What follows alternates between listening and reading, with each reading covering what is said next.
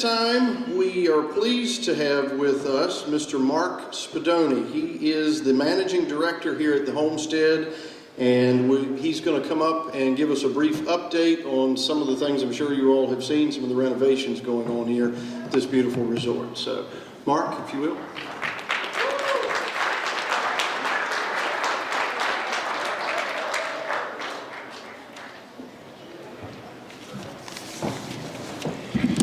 Well, good evening. Thank you so much for joining us up at our home. Lots going on up here on top of the mountain, but I want to talk a little bit about Chamber of Commerce's. And I was fortunate before I moved here. I spent the last 20 years down in the small little town of Savannah, Georgia, and was blessed and honored to be part of the Chamber of Commerce down there for almost all the 20 years. And I was also the chair of the Chamber of Commerce just coincidentally on the 2nd anniversary of the Chamber down in Savannah. And the one thing I could always say about Chambers of Commerce is they control the destiny of a community, and they are responsible for the quality of life of a community. And I want to thank you all for supporting the Alleghany County, for being our neighbors, and hope that us up here on top of the hill in Bath County in the future could be more involved with you and partner more with you as we try to make both of our communities better moving forward in the future. So there is a lot going on. If you were to define it purely by dollars, I would say somewhere around $120 to $140 million investment in the property here is a pretty sizable investment. I look at this more as a restoration, than a renovation. We know that this property in many ways is the genesis and the reason why Bath County is in existence, and going back to the middle 1700s, back to 1766, that this had a lot to do with the development of the area. We know that with a lot of blessings that we've had, that we also have responsibility to give back to the community. And while in many cases people may think that it was long overdue, we're glad that my parent company, Omni Hotels and Resorts, has made this commitment, to put the money into the property. It's an outside-in renovation, and I think one of the things that was important for us, unlike oftentimes when you go through a renovation or restoration, you focus on the inside, make it pretty. But we knew that if our goal or objective is to be here for another 100 or 200 years, that we had to start on the outside. So as you had a chance to drive in, you got a sense of what was going on. Almost $30 million of our renovation is focusing on the exterior of the building, and that's everything from brickwork, masonry, focusing on the copper work on the outside.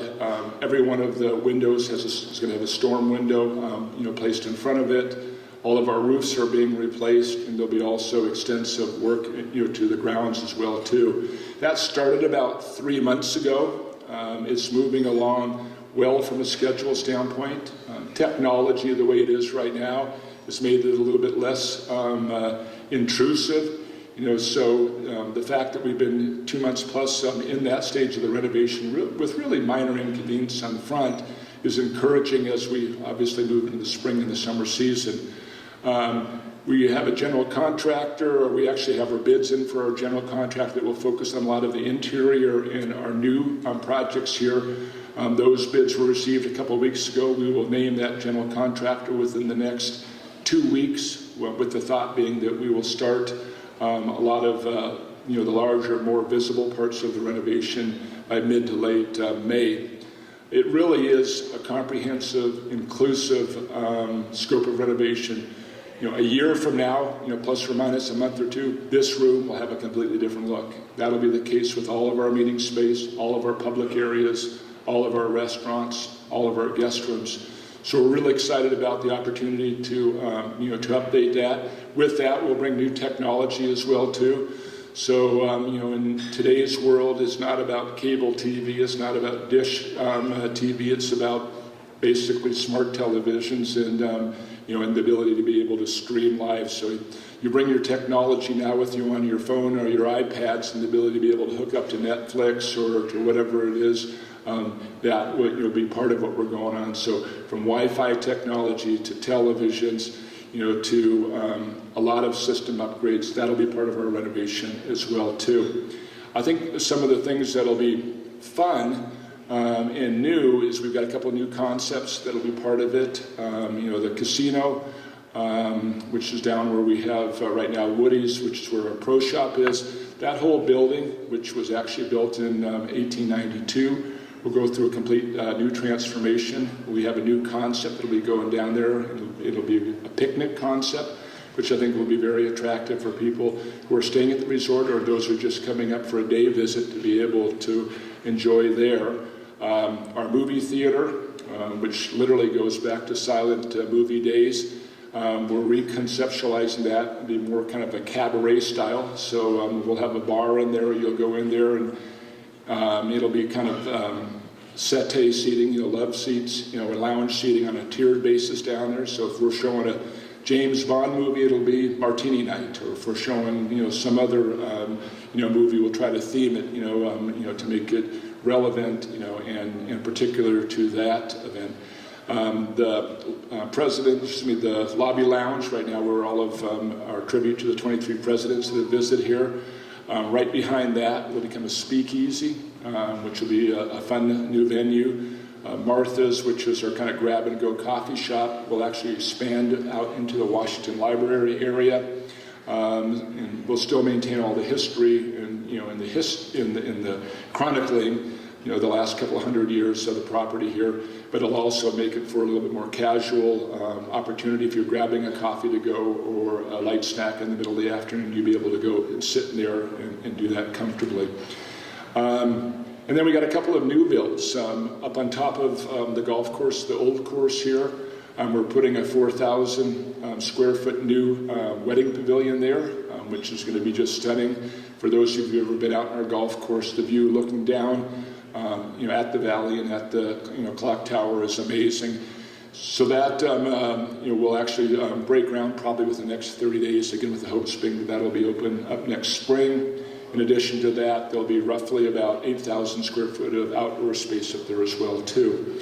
In this area, as much as I like to think that we had plenty of people to work at the property, we're pragmatic in knowing that unfortunately we also live and die by those seasonal people that we bring in. So in addition to our housing right now, we're building another brand new state-of-the-art housing building that'll be able to accommodate another 100 seasonal workers, whether they're college students or whether they're people coming in on a work travel visa, literally from all over the country. And a lot of focus is also out on the pools, the Warm Spring pools that for a while were called the Jefferson pools that are going back to the Warm Spring pools. If you haven't had a chance to go to that side of the valley, it's coming along really good. We finally got some momentum there. We're looking forward to reopening those probably late fall this year. Our goal is to have them open, before the holiday season, this year. But again, I just want to thank you so much for coming up here, to being the good partners that you are, and we're looking forward to being able to do more things with Alleghany County as we move forward and to promote this beautiful part of the country. Thank you very much.